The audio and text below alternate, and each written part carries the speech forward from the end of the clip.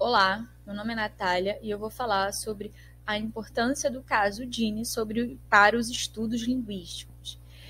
Ginny foi uma menina americana nos anos 70 que viveu um isolamento social. Era negligenciada pelos pais. O pai da Ginny a trancava num porão, não a ensinou a falar, e toda vez que a menina tentava emitir um som, ele ia lá e batia nela com um pau. A criança se alimentava basicamente de líquidos até aproximadamente os seus 13 anos de idade, quando o Serviço de Bem-Estar Infantil de Los Angeles a encontrou, levou para o acolhimento. Os médicos declararam que ela não tinha nenhum problema físico ou mental. A partir do seu resgate/descobrimento, os cientistas começaram a estudar a Ginny porque ela foi considerada uma chave para o entendimento de como o cérebro humano se desenvolve, principalmente depois do que é considerado a idade do período crítico.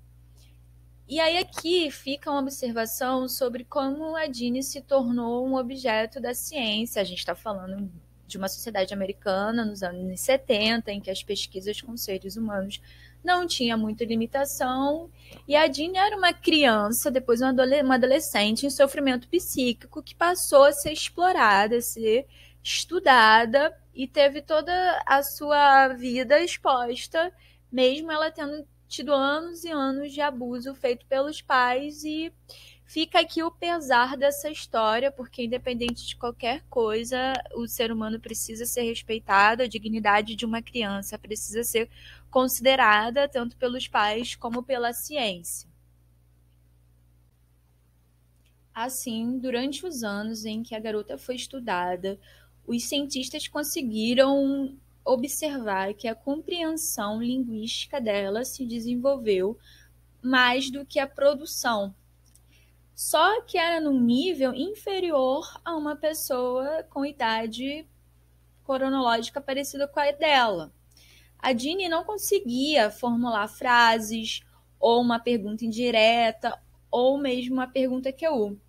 Inclusive, a fala da Ginny permaneceu agramatical. E aí podemos estabelecer uma comparação entre o caso da Ginny e outro caso que ficou super famoso, que foi do menino Vitor, que é mais antigo, data lá por volta de 1800, quando caçadores encontraram um menino que foi considerado selvagem na França, que tinha entre 11 e 12 anos. Ele não produzia palavras e parecia emitir sons como os animais. Começou-se um estudo com o Vitor. Ele aprendeu a diferenciar de onde vinham os sons, se era da fala ou não, mas ele não aprendeu propriamente a falar. Ele sabia a palavra leite, mas porque ele recebia leite. Ele não chegou a aprender a pedir leite. E depois de 5 anos de trabalho com o Vitor, os estudos foi cessado e ele ainda não sabia falar. O que a história conta é que ele morreu com mais ou menos 38 anos de idade, ainda sem aprender a falar. Alguns que questionam um pouco os estudos com Vitor, além de ser muito antigo, era focado na oralidade e não considerava que o adolescente podia ter alguma limitação ou um impedimento físico para a fala. E por que período crítico é relevante? O termo é originado da biologia para se referir a uma fase limitada no desenvolvimento de um organismo. Assim, o período crítico está relacionado com adquirir um comportamento ou atividade bem específica. Tem uma duração limitada e se considera que após esse período em questão, o comportamento não é mais adquirido. Com isso, passou-se a considerar que existe um período cronológico na vida de um ser humano em que a aprendizagem da língua pode acontecer de forma natural.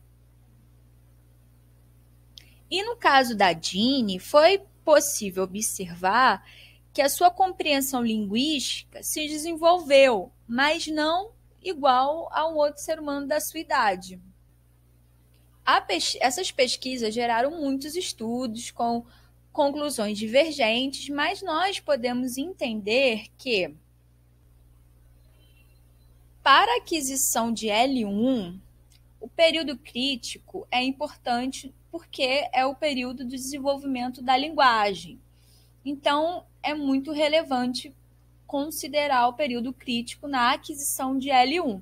Assim, Jenny passou a ser a chave para o entendimento, pois ela começou a adquirir a linguagem após a puberdade.